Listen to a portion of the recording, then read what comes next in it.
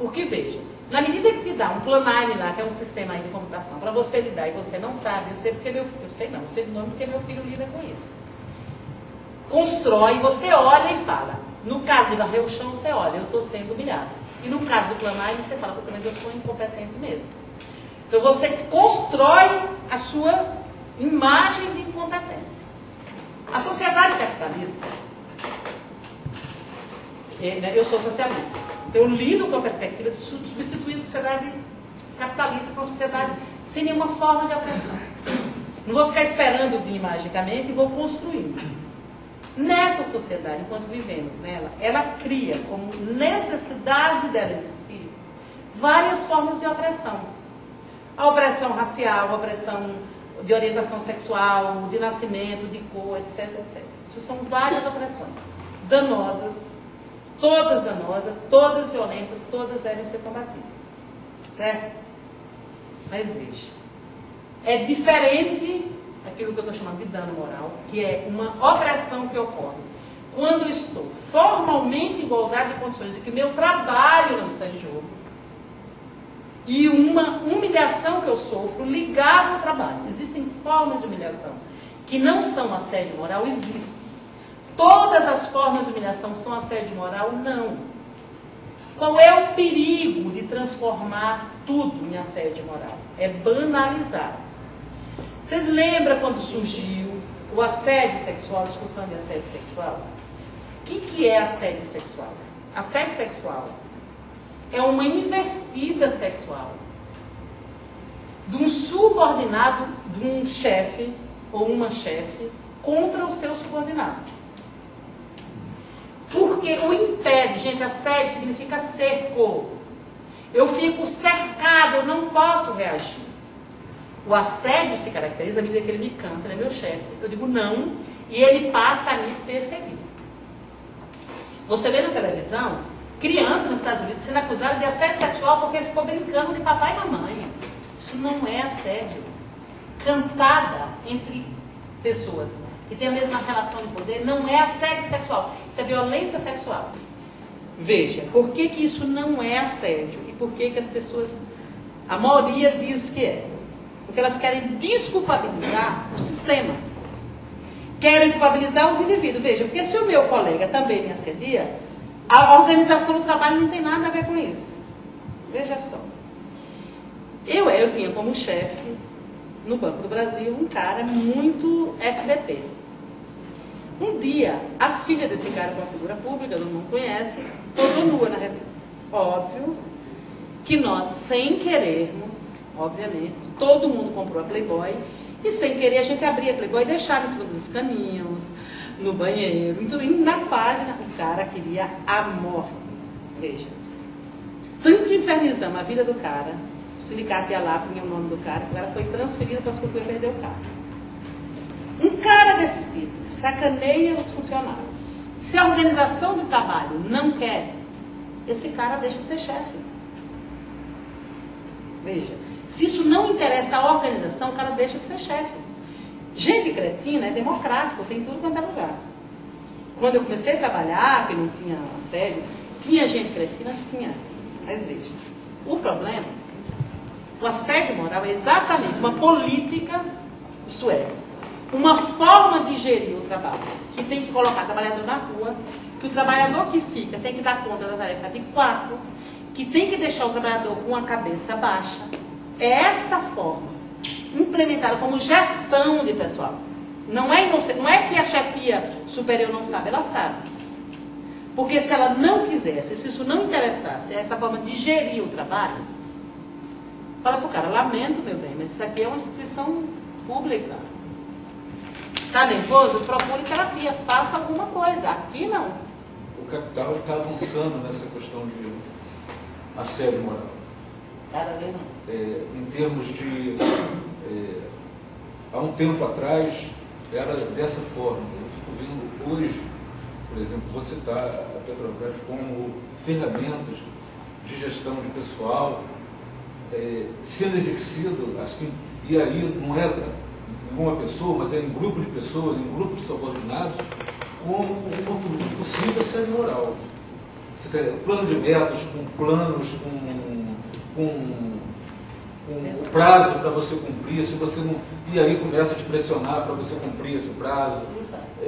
Outras ferramentas também. Isso não é assédio moral? É isso que é o assédio moral. Então, mas então não é uma pessoa, é um grupo. Não, então, pode ser uma pessoa, pode ser praticado por uma pessoa contra uma pessoa, por uma pessoa contra um grupo e por um grupo contra outro grupo. As relações são diversas, por exemplo. Se você imaginar que é um grupo que contesta, certo? Porque, veja, o que eu quero caracterizar? O assédio moral não é um chefe do mal, que é ruim, vou dizer eu vou perseguir aquele cara. Dizer isso é dizer que a raiz é psicológica. Eu digo que não, tem uma política a ser implementada. Qual que é uma política? Esse olha para aquele, eu não tenho nada a ver com esse. Eu sou terceirizado, eu sou da Petrobras A, eu sou da Petrobras B, aquele outro é carteirizado. São metas estabelecidas pela empresa que, para serem cumpridas, a forma ideal é o assédio moral. Porque alguns temem e os que contestam são assim revirados. E veja, se você ou o grupo não interessa, é indiferente. Porque se o grupo contesta, todo o grupo vai ser assediado. Porque não dá para você imaginar que isso que é o universo aqui dessa... Vocês estão, por exemplo, é uma empresa imensa. Então pode ser esse grupo inteiro que trabalha junto sendo assediado com relação ao conjunto da empresa. Veja só. Se o assédio é levado a bom termo, este cara sai sem piar, sai e se mata, ou se destrói. O capital não tem nada com isso, se livrou desse cara. O que acontece mesmo? Mas veja, é muito trabalho para pouco resultado só se livrar desse cara. Na medida que um cara que é assediado se retira, o que acontece com quem ficou mesmo? O assédio moral tem esse caráter, se livra de você e cala a boca dos demais. Aí agora é que eu não vou reagir. Porque quem é mesmo mandado embora? O competente, o sindicalista. É esse que está sendo perseguido. O resto se retrai. Quando você se insurge contra essas metas insanas de produtividade, qual é mesmo a contrapartida? É um monte de vagabundo que não quer fazer nada. Veja, discutir atuação, discutir quantas pessoas, onde, não pode. É obedecer a uma meta. Discutir que para essa fortuna que a Petrobras produz diariamente, produz mesmo, quem é que produz mesmo? Com certeza não é a alta direção. Quem produz essa riqueza são os trabalhadores. Essa riqueza é produzida do modo, com tais metas, que isso não é produtividade, isso é produtivismo. Com tais relações, qualquer desobediência a essa meta, e é por isso que não é o colega que se insurge contra o outro. Ele não tem nenhum poder. Ele só se insurge quando ele se sente autorizado. Veja, mesmo que não seja formalmente. Mesmo que não seja formalmente. Vamos supor que não haja nenhuma relação, pelo menos explícita, formal, enfim, de hierarquia. Mas que um colega, porque informalmente a gente sabe que alguns são preferidos pelo chefe, tá? E esse que é preferido pelo chefe, ele começa a te maltratar, etc. e tal. Mesmo assim não configura? Essa é a primeira pergunta. A segunda a gente vem falando por enquanto de empresas, mas existem diversos tipos de instituições. Uma delas é sindicato. Então, como que isso poderia se configurar num sindicato? Essa é a segunda pergunta. E a terceira pergunta é assim, na sua experiência, quais são as formas que os trabalhadores têm, porque assim, lutar, se juntar, etc. Mas, mais concretamente falando, quais as experiências que você já viu e de sucesso de lutas contra o assédio moral de modo coletivo? Em primeiro lugar, Tony, a questão do assédio horizontal. Veja, eu trabalho com método, eu estou na academia e tal, eu trabalho com método de análise da realidade. O método de análise que eu trabalho, com materialismo histórico e dialético, diz o seguinte: as coisas, elas têm uma aparência. Para conhecê-las, é preciso ir além dessa aparência. A aparência, ela não é falsa. Não é que só se vê bem com o coração. Não, a aparência faz parte da coisa, mas ela é parcial. Então o que você vê acontecendo, está acontecendo. Só que falta coisas, é preciso ir na gênese, né? Como é que isso começou, como é que está desenvolvendo e como é que está essa carinha atual. Tudo isso para responder que você deu a resposta. Veja, se parece que é o seu colega que está fazendo. Veja, os agentes são diversos.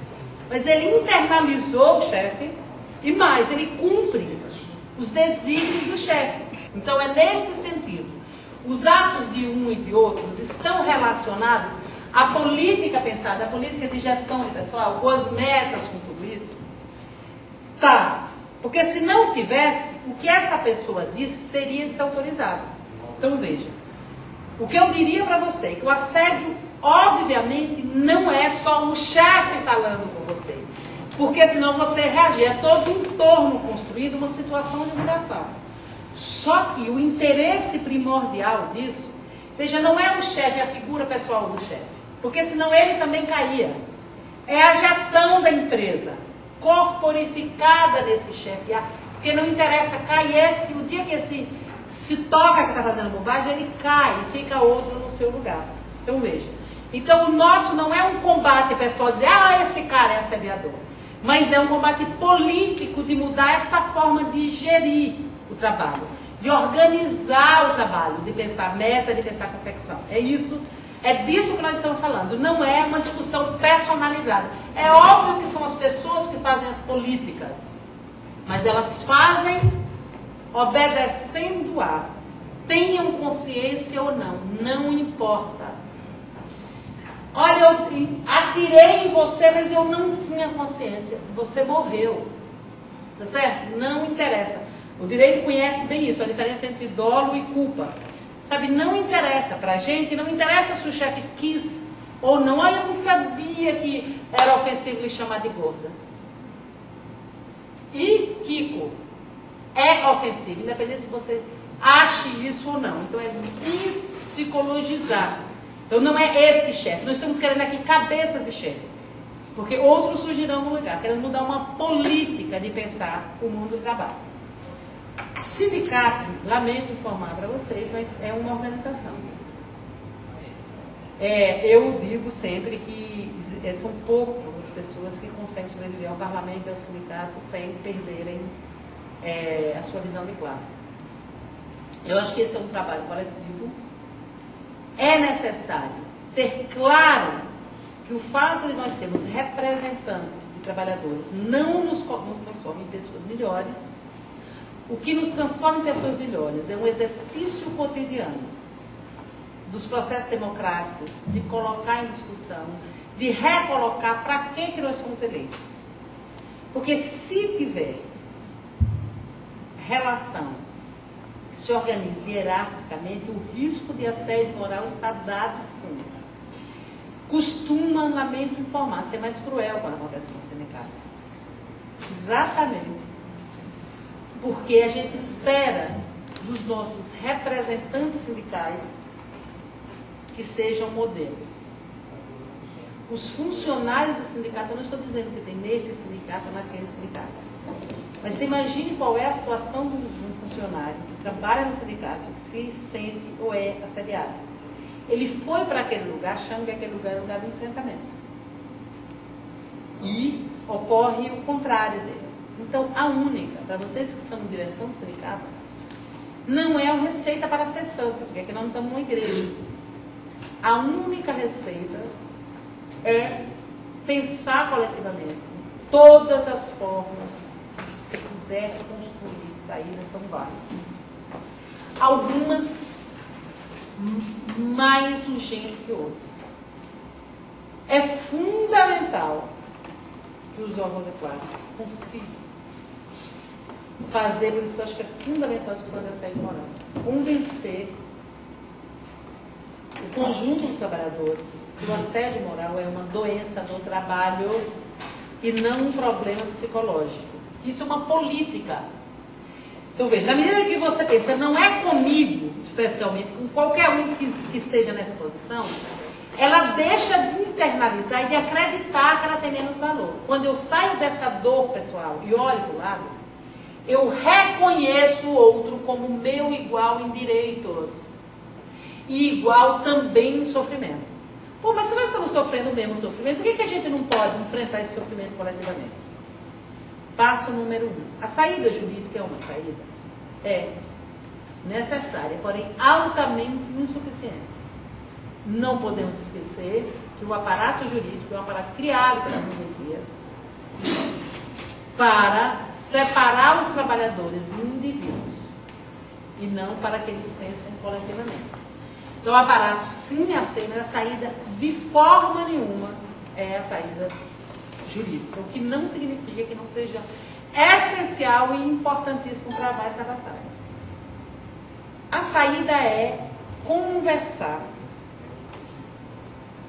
propagandear até a exaustão. Está acontecendo isso, muita gente, nos debates que eu vou, fala assim, mas que coisa boa de saber que o que eu sofri é assédio moral, porque até aqui eu achava que é porque eu sou uma ignorante, porque eu sou isso. Quando eu sei que isso tem nome, tem mais pessoas sofrendo disso, eu me sinto um pouco menos atacada. Nós queremos fazer justamente essa discussão com a categoria. Por quê? Porque nós identificamos, e no vídeo nós procuramos traçar alguns esquetes com atores sobre algumas situações que expressam o que acontece na Petrobras, inclusive com linguagem da Petrobras, isso que o Hugo falou, gestão de desempenho, etc. Nós queremos mostrar como é que isso tem se expressado na Petrobras e chamar os trabalhadores a reagirem ao assédio moral. Inclusive a própria Terezinha pode falar disso. Ela nos deu uma série de dicas e nós estamos querendo o quê? Justamente construir um tal do dossiê sobre assédio moral a partir. Nós vamos garantir o anonimato dos trabalhadores, mas tentar construir um dossiê sobre os casos de assédio moral na Petrobras, para poder começar a demonstrar, desmistificar a tal da, entre aspas, democracia no local de trabalho que a Petrobras tenta passar, como também montar, a intenção é tentar montar grupos, não grupos de terapia, mas grupos para organizar a luta coletiva contra o assédio moral.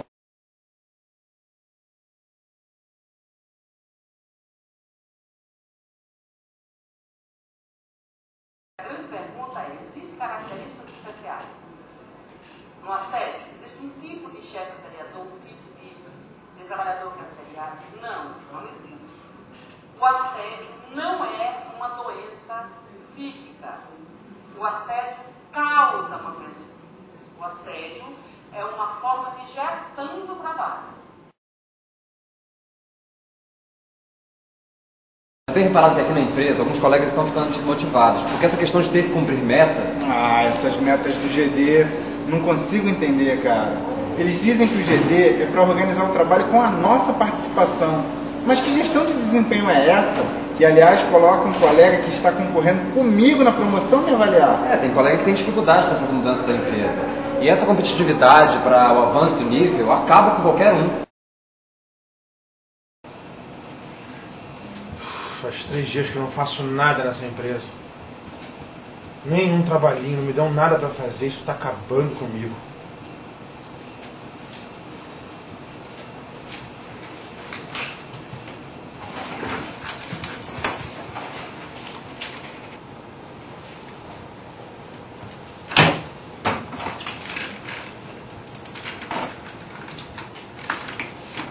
Tá fazendo o quê? E a promoção? Eu sei. A empresa já disse que a verba é limitada. E promoção aqui, você sabe, não é por mérito. Mas eu estou fazendo de tudo para cumprir todas as minhas metas e entregar meu trabalho no prazo. E você? Eu faz 5 anos que eu sonho com essa promoção. Também tu só fica aí lendo e-mail. Vai ser promovido nunca. Já terminou aí? Já, tô quase tô fazendo só o... tô quase terminando. Hoje eu tô cheio de coisa pra fazer, acho que eu não vou nem almoçar.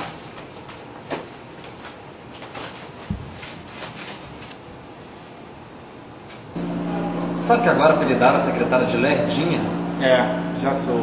Mas quem chama ela assim é o próprio chefe. Ô Quando você pensa que vai terminar esse serviço, já bateu a DIP e a SAP já fez o lançamento, preciso que você prepare uma autorização para a viagem ainda hoje. Vamos logo, minha filha! Isso é para ontem, sua lerda!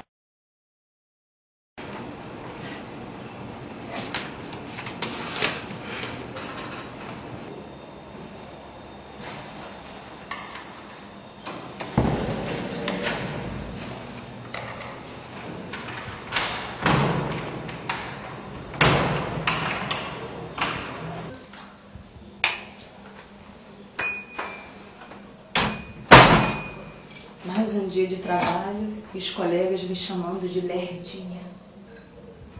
Poxa, tenho feito tudo tão direitinho. Procuro liberar tudo na hora certa que ele me pede. Preencho todos os formulários sem atraso. Respondo, leio todos os e-mails sem nenhuma falha. Entendo. Por que será que ele não gosta de mim? Por que ele me trata tão mal?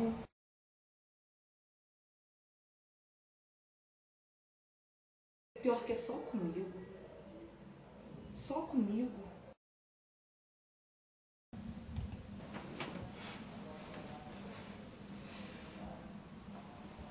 Três e meia já? Eu não consigo dormir. Ai, o que será que está acontecendo? Não consigo dormir.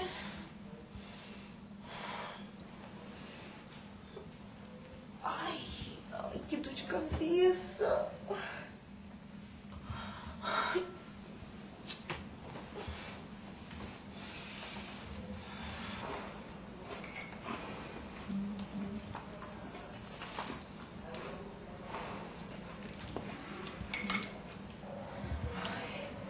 Não posso me atrasar.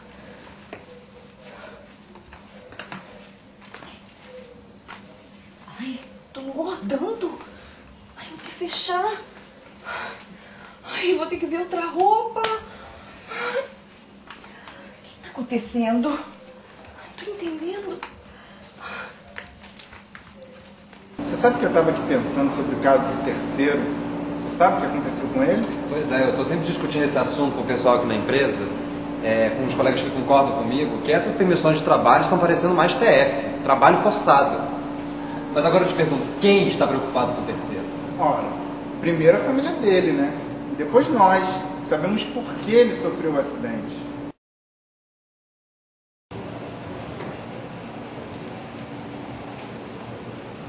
Chefe, que bom que eu te encontrei. Por quê? Eu estava indo resolver essa PT, mas eu acho que a gente vai ter problemas. Terceiro, o problema aqui é você que vive colocando defeito nos serviços. Se não tem competência para fazer o serviço, o problema é seu e não do serviço. Chefe, mas é que esse serviço é perigoso. Nós já tentamos executar ontem e não deu certo. E essa luva não é apropriada para esse tipo de serviço. Nós precisamos é substituir você que não sabe fazer o serviço. Você acha que tem competência para discutir comigo? Eu sou engenheiro, rapaz. E você é o quê? Um mero técnico. Se não tem competência, se não sabe fazer o serviço, eu mando o outro no seu lugar.